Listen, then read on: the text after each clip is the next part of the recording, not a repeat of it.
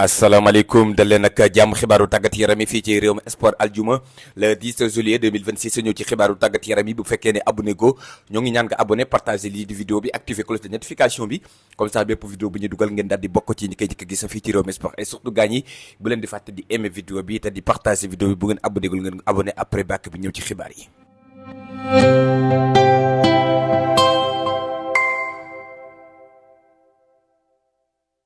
bu ngeen soxlaa ay moyens original disponible na ak Rewmi Sport tous les moyens donc disponible bépp taille bu ngeen bëgg XL double XL M L S donc tous les tailles disponible prix en gros et prix détail donc lépp disponible ak Rewmi Sport les moyens donc de l'équipe nationale naka noonu tamit lii di moyens yi ngeen soxla pour club yi saison 2026 2027 yëpp mën ngeen a def seen commande ak seen YouTube bi di Rewmi Sport donc ñu jaay leen ay moyens gars yu baax mën ngeen ñu contacter donc ak 78 295 15 51 78 295 15 51 fépp fu ngeen nekk donc ci Sénégal mën nañ leen a livrer donc seen i moyens incha allah donc gars ñi am leen confiance ci Rewmi Sport ak moyens yu original yu am qualité te yomb. li gën a fës ci xibaaru tàggat yaram yi ci wàllub coupe du monde bi ci lañ koy daal di dooree démb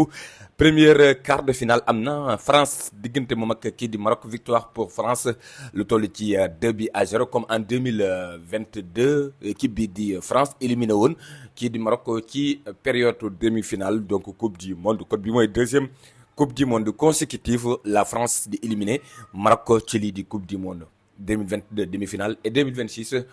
quart de finale démb nag mu doon match boo xamante ne match historique la pour les Français parce que maanaam France bi mooy seen troisième fois donc successif ñu daal di qualifié ci li nga xamante ni moom mooy lii di demi-finale coupe du monde pour la première fois déjà ci seen histoire France donc di am 3 demi-finales consécutives loolu di wane donc la génération de Mbappé muy génération de 2018 2022 et 2026 peut-être que mooy la meilleure génération du côté de l'équipe nationale France donc peut-être que France mosul am génération donc bu régulier comme la génération de kii di Kylian Mbappé en tout cas équipe nationale bu France bokk na ci équipe yi nga xamante ne ci coupe du monde bi ñoo gën a wane li nga xamante ne moom mooy ab xar kanam bu mucc ayib donc pour aller chercher yi li nga xamante ne moom mooy seen lii di troisième étoile. Kylian Mbappé buteur est blessé le numéro 10 de l'équipe nationale France Kylian Mbappé démb daal di dugal but bu rëy malgré donc raté na lii di penalty face ak kii di bu Yacine Bounou Kylian Mbappé donc continue di suivre ki nga xamante ne moom mooy Lionel Messi ci bopp meilleur buteur bi avec 8 bi non seulement donc di suivre Messi avec meilleur buteur de la coupe du monde 2026 mais aussi tamit ci lu jëm ci wàllu meilleur buteur histoire donc de la coupe du monde moom kii di Kylian Mbappé kon Kylian Mbappé donc marqué na 8 bi kii daal di toll ak kii di Lionel Messi. Kylian Mbappé nag tout juste après ba mu marqué ba pare dafa daal di génn ñu doon sikk sàkk ba xam Mbappé dafa blessé est-ce que Mbappé dina mën a disponible ci demi-finale diggante moom ak Espagne wala diggante moom ak Belgique ku gagné tey jii nii. Kylian Mbappé donc génn na wax na premier mot nee na mi ngi dalal xel ne donc benn coup bu mu jëloon la rek ci biir match bi mais nekkul ne dafa am blessure bu grave ce qui veut dire que kii di Kylian Mbappé dina mën a disponible ci demi-finale lii di coupe du monde diggante seen France ak ki nga xamante si ni moom mooy Espagne wala diggante France ak kii di Belgique. Kylian Mbappé Liverpool. Kylian Mbappé Liverpool wooy transfert la boo xamante si ni naroon na am du samay waxi Mbappé la waaye tamit waxi surtout kii di club la club nee na kii di Mbappé moo doonoon le transfert le plus cher le non transfert le plus cher de l'histoire de Liverpool ça veut dire que équipe bii di Liverpool bu fekkoon na jënd na Mbappé te na mu ko bëggee woon heure bii nii sax kii di Isaac mënut a dab Mbappé ci par rapport ak la ko équipe bii di Liverpool jënde woon le non transfert le plus cher de l'histoire de Liverpool ça veut dire que ñun lañ ko bëggoon a jëndee te jëndewuñ ko donc loolu moom mosuñ ko woon a nari jëndee donc ab joueur jamono jooju mooy jamono ba kii di Mbappé nekk woon ci AS Monaco club nee na jël nañ seen avion dem ca fële ca biir France ca Nice donc pour gisanteeg famille bi mais amuñu woon sax autorisation donc pour mën a gisante ak kii di Kylian Mbappé c'est pour vous dire juste que ne kii di Liverpool doon na tenté pour daal di recruter kii di Kylian Mbappé ndaxte li tax Liverpool commencé woon a am lii di yaakaar ne mën nañoo am Mbappé c'est parce que kii di yaayu Mbappé ci boppam supportrice bu kii di Liverpool la ça veut dire que moom supporter Liverpool rek donc lay topp moom kii di yaayu Mbappé c'est pourquoi donc Liverpool bëggoon na saisir opportunité boobu noonu far yàlla kii di Mbappé jóge woon ca Monaco far dem ca Paris Saint-Germain laataa ko muy attiré tey jii ni fële ci biir Real Madrid. Mbappé mi ngi ci coupe du monde mais ci coupe du monde bi ci boppam armada offensive bu Paris bi kii di France bi ñëpp ci nekk actuellement ku ci demee ne kii di Ousmane Dembélé démb buteur la waat encore muy 5e bitam ci coupe du monde bi mooy première année Mbappé kii di Ousmane Dembélé di marqué but ci coupe du monde bi déjà donc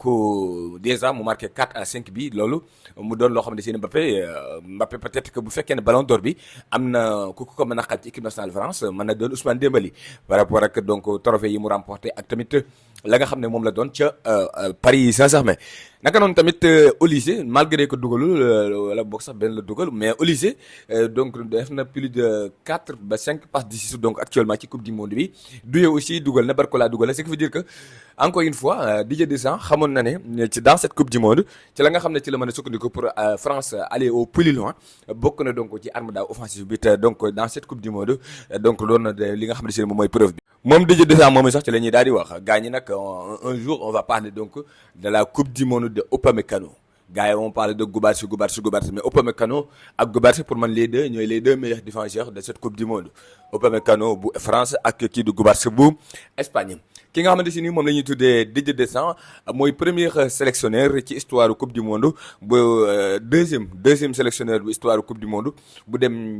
ñetti yoon demi-finale yu tegaloo ci coupe du monde après 2018 après 2022 et maintenant 2026 Didier Deschamps vraiment c'est une légende mënuloo wax donc plus grande légende ci histoire lii di France te doo ko ci boole ndaxte moom dafa gagné en tant que joueur ba noppi daal di wëlbatiku nag di leen gagnal en tant que sélectionneur parce que moom nekkoon na fa capitaine bu équipe nationale France bokkoon na ci équipe nationale France bi gagné woon la coupe du monde de 1998 bokkoon na aussi ñi gagné woon Euro donc ci début de année 2000 yi donc ce qui veut dire que kii di Didier Deschamps vraiment gagné na lépp ak France 2018 gagné na coupe du monde 2022 dem na ba finale coupe du monde gagnal na leen lii di Ligue des Nations indi na leen donc ba 2026 aussi demi-finale coupe du monde fexe na ba def France donc sélection bi gën a régulier peut-être que ci lii di dizaine d'années yi nga xam ne si la ñuy daal di génn. Maroc éliminé mais quel match de kii di Yacine Bounou donc di gardien de but bu kii di Al Hilal bu kii di Kalidou Koulibaly donc démb moom moo te kii di Maroc daal di jël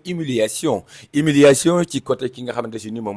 mooy France tellement que déjà arrêté na penalty yu Mbappé def na ay arrêt yu décisif diggante moom ak Mbappé def na ay arrêt yu décisif diggante moom ak kii di Désiré Doué diggante moom ak kii di Jean-Philippe Mateta vraiment Yacine Bounou moom it bu fekkee ne Maroc dafay dem aussi ba yegg si fii bon moom it daf ci participation bu am solo pour man c'est lui donc le vrai capitaine de l'équipe nationale du Maroc moom kii di Yacine Bounou. Maroc moo doonoon dernière équipe africaine bu desoon ci lii di coupe du monde bi ce qui veut dire que l'Afrique quitte la coupe du monde l'Afrique quitte le mondial actuellement amatul benn équipe africaine boo xamante si ni des na ci coupe du monde bi comme que nag moom moo mujjee génn ci moom la ñuy analyser un peu. Maroc li mu doon wane ci coupe du monde bi ak li mu wane démb dafa wuute Maroc donc match ba mu réalisé woon diggante moom ak Brésil même si donc bu fekkee ne nekkul woon ab match très offensif parce que le Brésil était l'équipe dominatrice mais n'empêche réalisé woon nañ un match complet un match tactique un match technique sans oublier aussi le match contre kii di Haïti nga xam ne si ci la ñu profité le match contre kii di Écosse le match contre kii di Canada surtout le match contre kii di Pays-Bas ça veut dire que doon nañ gis ay Maroc yoo xamante ne yu intéressant la mais démb Maroc nekkut le Brésil de l'Afrique ginnaaw ba Achraf Hakimi dem fële ci biir Amérique daal di ñuy tuumal ne fii ci Afrique Maroc la ñuy woowee les Brésiliens de l'Afrique man ma ne les Brésiliens de l'Afrique kenn mësu ko wax Maroc plutôt li ñu leen wax les Israéliens de l'Afrique les Brésiliens de l'Afrique ki ñu ko daan tooñe fii mooy Ghana tellement que donc yoroon ay joueurs yoo xamante ne am nañ potentiel pour devenir donc benn grande nation sur le plan footballistique donc tey jii nii ki nga xamante ne nii moom la ñu tuddee Maroc démb li ñu gis moom mooy les Paraguayens donc de l'Afrique donc moom la ñu gis démb tellement que dañu ñëw samp seen bis di jouer comme si benn Diego Simeone donc moom moo nekk seen sélectionneur c'est du n'importe quoi pour man démb moom mooy le pire Maroc donc ci coupe du monde bi par rapport ak match bu ñu gis ci match coupe du monde bi ci côté Maroc démb moo doon seen pire match ci coupe du monde bi parce que dañu refusé complètement donc de jouer. Adrien Rabiot mi nga doon wax Adrien Rabiot après la fin du match nee na Maroc voilà mosuñu am dara lu ñuy craindre si ñoom dara lu ñuy tiit ci moom amuñu ko woon. Ça veut dire que ñoom sax Sénégal moo leen gënoon a tiital que Maroc Sénégal moo leen gënoon a tiital que Maroc ce qui veut dire que équipe Maroc dafa faible te loolu ñu ci bëri donc di observer dañ koy gis moo tax su ma gisee certains Sénégalais disent que ne waaye le Maroc actuel buñ delluwaatoon ci ginnaaw buñ doon jouer match final bi day Sénégal day perte ma ne leen France Maroc ak Sénégal buñ doon jouer 10 matchs Sénégal gagné ko yëpp Sénégal la ko mën ci côté yëpp c'est juste que nag donc ñoom am nañ benn organisation benn tactique boo xamante ni mën na leen a sori donc ci dans des matchs comme le mondial ou quelque chose comme ça mais ñun xamante ni suñu biir donc 10 matchs Maroc Sénégal 10 matchs yi Sénégal mën na ko gagné 10 matchs yëpp arrêt bu ñu dem Sénégal daan ko parce que Sénégal la ko mën c'est juste que nag Sénégal ci ay petits détails ci lay perte mais Maroc fu mu yegg si ci coupe du monde Sénégal war na kaa mën a dépasser c'est juste que nag ñun suñu soit technique rawatina donc suñu coach bi moom moo ñu donc xañ li nga xamante ne moom mooy suñu sori ci coupe du monde bi. après ba nu éliminé Maroc benn journaliste laaj kii di Ayoub Bawadi di donc milieu de terrain bu Maroc xam ngeen ne moom it éligible woon na pour mën a jouer France laataa ko muy choisir Maroc xale la bu ko neexoon xam na ne bu defaatee Lille benn année mën na dem ci club yu mag comme ne club yu ko topp City ay Real donc mën na faa dem avant 20 ans mu daal di mën a jouer ak équipe nationale France biñ ko laajee ba xam est-ce que da ngay regretter maanaam da ngay rëccu ñàkk gi nga ñàkk a tànn équipe nationale France mu ne leen jamais. mukk ci kër àdduna musuma regretté ñàkk gi ma ñàkk tànn France tànn gi ma tànn Maroc dama leen tànn par cœur choix de cœur la nekkul choix boo xamante si nii bon dama ko def par li nga xamante si nii moom mooy par précipité pour mën a participer une coupe du monde wala boog sax dama bokk si ñi nga xamante si ne dañuy jël di def donc deuxième choix benn équipe xale la donc dama choisir Maroc par cœur. ginnaaw donc li nga xamante si ne moom mooy première quart de finale bi. ci quart de finale boobu sax ci la ñuy daal di wéy parce que après la qualification donc de la France maintenant Real ak Barça seeni premier match ci Liga bi dañ koy reporté yóbbu ko ba deuxième journée par exemple Barça mi ngi waroon a jouer le 15 jàpp ba le 16 comme aussi le Real mais ci règlement wu lii di Liga dañu wax ne bu fekkee ne ab benn équipe nationale bu ñu mënti doon dafa am ab jour Liga bu fa nekk te équipe boobu noonu dem demi-finale. première journée bi dañ koy reporté dem ba deuxième journée bi la gars yi di commencé ce qui veut dire que comme que Koundé Barça la nekk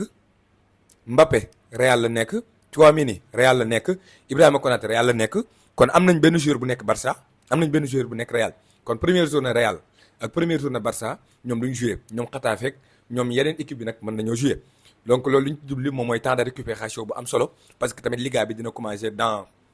presque un mois donc mënuñu donc équipe bu dem ba demi-finale nga xam ne après day jouer soit la finale soit donc troisième place équipe bi donc bu demee ba troisième place wala finale du mën a am temps de récupération 21 jours réglementés c'est pourquoi donc kii di Barça seen premier match dañ koy reporté parce que Koundé daa dem demi-finale c'est pourquoi donc Real premier match am dañ koy reporté c'est parce que Koundé Mbappé daa dem demi-finale si donc tey jii nii Espagne qualifié na Atlético tamit bosom dañ koy reporté parce que Marc Popil dafa dem bu fekkee ne aussi Espagne qualifié na Bilbao dañ koy reporté parce que y a Unai Simon bu fekkee ne aussi Espagne qualifié na Oyarzabal Sociedad dañ koy reporté parce que kii di Oyarzabal qualifié na c'est comme ça donc c'est valable donc pour tout le monde donc ki nga xamante ne moom mooy probablement le Real le Barça la Real Sociedad Bilbao Atlético de Madrid ñooñu ñëpp donc seen premier match su première journée yi ay match yu ñuy rapporté lay doon parce que ay règlement la yoo xam ne Liga donc moo ko mettre en place. ginnaaw donc affiche yooyu noonu on va parler donc ci beneen affiche mooy affiche diggante ki nga xamante ne moom mooy Espagne ak ki nga xamante ne moom mooy Belgique est-ce que am na benn bi joueur Belgique buy jouer championnat espagnol bon joueur Belgique à part Courtois yaakaar na ñi ci ëpp donc joué wuñ donc ci championnat espagnol actuel. donc ce qui veut dire que bon Real déjà match bi rapporté nañ ko ce qui veut dire que Courtois amul dara loo xamante ne bon da koy joué waat par rapport ak les règlements de la Liga tey jii nii donc Belgique face ak kii di Espagne plus que donc Belgique mi ngi gën a sori ci compétition bi plus que défaite bi ñu amoon contre Belgique di gën a métti parce que tellement que match bi nii ñu waroon a joué Belgique war a joué tey c'est le Sénégal donc moo ko waroon a joué suñuy choix donc yu mu fekkee c'est donc mu moo ñu yóbbee tey ñu toog di seetaan match Belgique Espagne. te vraiment bu ñu daje woon ak Espagne tamit dañuy ñëw defanteeg moom comme ni ñu defante donc tous les grandes nations et malheureusement bon tey jii nii Lamine Yamal face ak kii di Courtois donc tey jii nii dina doon un match 100% donc Liga donc ci kaw Courtois ak ki nga xamante ne nii moom la ñuy tuddee kii di Lamine Yamal à partir donc de 19h si fàttali ku gagné ci match bi yaay daje ak kii di France. le sélectionneur de l'équipe nationale Espagne di kii di José Luis de la Fuente yëkkati na ay kàddu jëmale ko ci kii di Messi Messi mi ngi mel ni ku am 19 ans wala ku am 23 ans loolu la wax moom kii di ki nga xamante ne nii moom mooy José Luis de la Fuente. nee na nag affaire bi du maturité kese maanaam du maturité Lionel Messi moo ko yóbbu fii mais engagement nit lu muy def lu nekk donc da ciy boole fulla fayda ak jom ak bëgg-bëgg donc Messi engagement bi ci boppam moo ko yegsi fii mu yegsi. c'est pourquoi donc José Luis de la Fuente encore une fois dire que ne Lionel Messi moom mooy le meilleur joueur donc de l'histoire te fàttali nag Messi ak ki nga xam ne moom mooy Espagne dama gis joueur Espagne dañuy faral di wax ci Messi lu bëree bëri mais Messi ak kii di Espagne mënuñu daje fii ak final parce que Espagne moom France la bokkal yoon Argentine moom Angleterre la bokkal yoon. ginnaaw nag donc lu jëm ci wàllu affiche yooyu nag léegi dañuy daal di dem laal tuuti ci mercato bi surtout donc le dossier donc de kii di Karim Adeyemi Barcelone mi ngi waaj am bu ñu sukkandikoo donc ci presse allemand bi Barcelone offre bi mu yónnee woon offre bi dañ ko daal di rejeté parce que selon toujours la presse allemande Barcelone yónnee na 20 millions plus donc 5 à 10 millions de bonus ce qui veut dire que Barcelone pare na pour teg ci table bi entre 25 à 30 millions d'euros pour recruter kii di Karim Adeyemi mais bu ñu sukkandikoo toujours ci média wu Italie bi comme que Fabrizio Romano nee na kii di Dortmund ñoom 40 millions la ñu bëgg te 40 millions yi donc Barcelone bëgg faa yegg ci ab joueur boo xamante ne nii mi ngi ci fin de contrat donc Karim Adeyemi donc demande la pour kii di Barcelone. en tout cas tey la aljuma Hans Flick altine bi ñu jëm la war a ñibbisi foofu ci Barcelone li mu bëgg mooy buy ñibbisi di gisante ak kii di Adeyemi ce qui veut dire que Barcelone bu Hans Flick amee li ko gënal dañoo bëgg donc boucler dossier bi avant que donc altine di jot ce qui veut dire que ñetti fan yu ñu jëm Barcelone bëgg naa recruter kii di Karim Adeyemi mu nekk ci disposition donc bu kii di Hans Flick. Xabi Alonso daal di nay jël bopp équipe bi di Chelsea ginnaaw dem ba Chelsea daal di renouveler contrat kii di Deraay daal di signer contrat kii di Joao Kunja équipe bi nga xam ne mënu tuddee kii di Chelsea représenté nañ ki nga xam ne mënu tuddee Xabi